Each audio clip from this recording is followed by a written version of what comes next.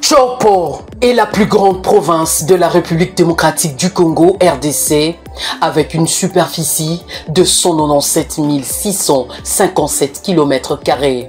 La ville de Kisangani est le chef-lieu de cette province qui comprend 7 territoires, à savoir Bafouassende, Banalia, Basoko, Isangi, Opala, Ubundu et Yaouma.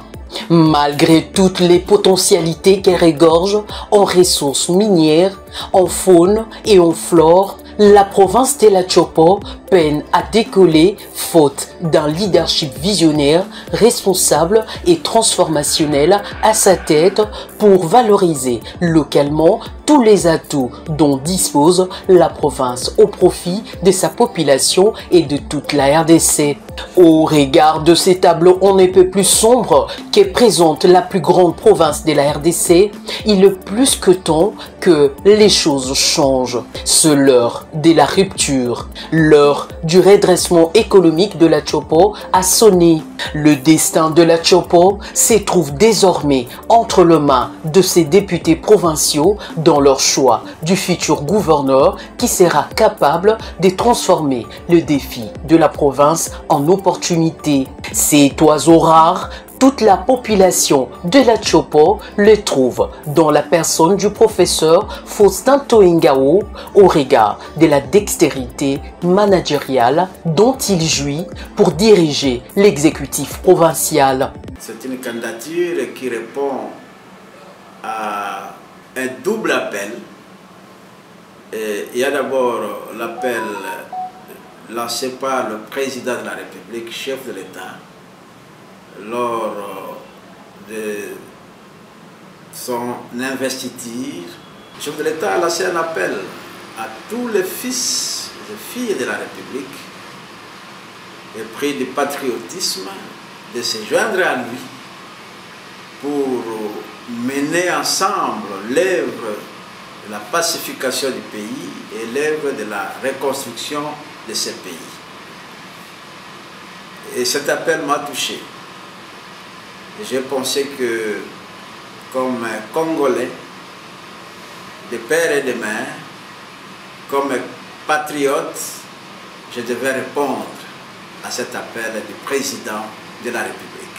Le deuxième appel, c'est l'appel me lancé par mes frères et sœurs de la province de la Chopo, représentés par les élus provinciaux, les députés provinciaux.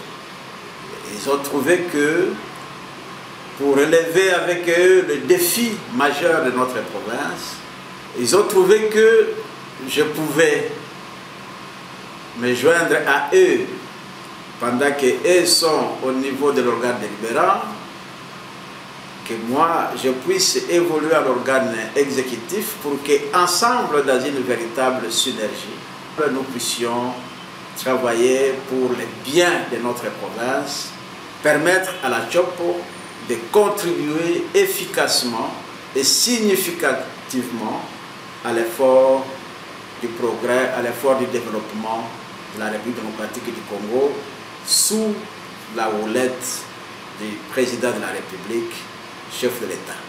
Les empreintes indélébiles laissées par le professeur Faustin Toingao dans la gestion de l'université de Kisangani et de l'INESES, Institut national de sécurité sociale, devenu CNSS, Caisse nationale de sécurité sociale, rassurent la population de la Chopo qui ne jure que sur l'élection de ces professeurs d'université en qualité de gouverneur pour élever tous les défis socio-économiques et environnementaux de la plus grande province de la RDC. Téné, son passage à la tête de l'université de Kisangani en qualité de recteur aura laissé de traces d'une gestion axée sur le résultat avec la rénovation et la modernisation de cette grande institution universitaire grâce à la politique de la refondation de l'université qu'il avait préconisée et mise en œuvre de 2010 à 2019. Il en est de même à l'époque où il était administrateur directeur général de l'INSS, où il a amélioré quantitativement et qualitativement la paye de prestataires sociaux, retraités, veuves et rentiers, ainsi que les conditions socio-professionnelles des agents et cadres de cet établissement public.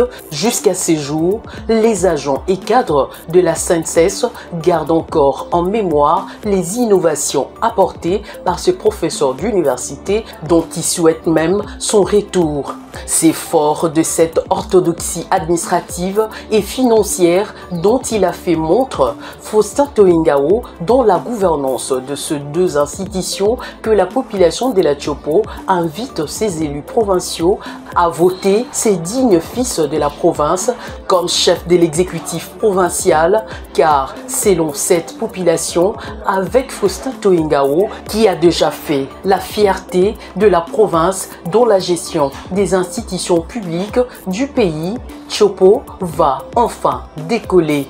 Outre la compétence, la probité morale et l'honorabilité qui les caractérisent, partant de son expérience et expertise, Faustin Toingao maîtrise bien la gestion de la territoriale et de l'administration publique, en plus de la connaissance qu'il a de sa province d'origine dont il veut présider à ses destinées pour son développement durable et intégral. Je pense qu'aujourd'hui à la Tchopo, quand vous arrivez à Kisangani, chef-lieu de la province, la grande préoccupation de la population de la Tchopo, c'est d'abord l'énergie électrique.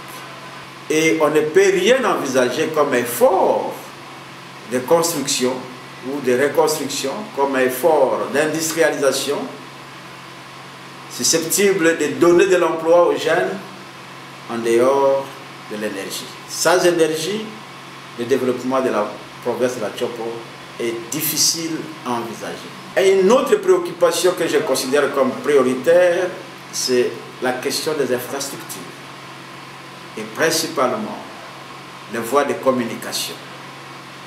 Il est difficile aujourd'hui de partir de Kisangani, le chef-lieu de la province, vers le chef-lieu des territoires, les 7 territoires qui la composent, en passant par une route praticable. C'est très difficile. Donc, il n'y a pas une connectivité entre le chef-lieu de la province et le chef-lieu des territoires. Après avoir fait des routes la priorité, et cela aura comme conséquence permettre la relance de l'agriculture dans la province de la Tchopo pour que celle-ci retrouve sa place de 3e pôle économique de notre pays. La province de la Tchopo n'a pas seulement la vocation agricole, mais la province de la Tchopo a aussi une vocation minière. Il y a plusieurs foyers d'exploitation minière, mais ces mines sont exploitées d'une manière anarchique.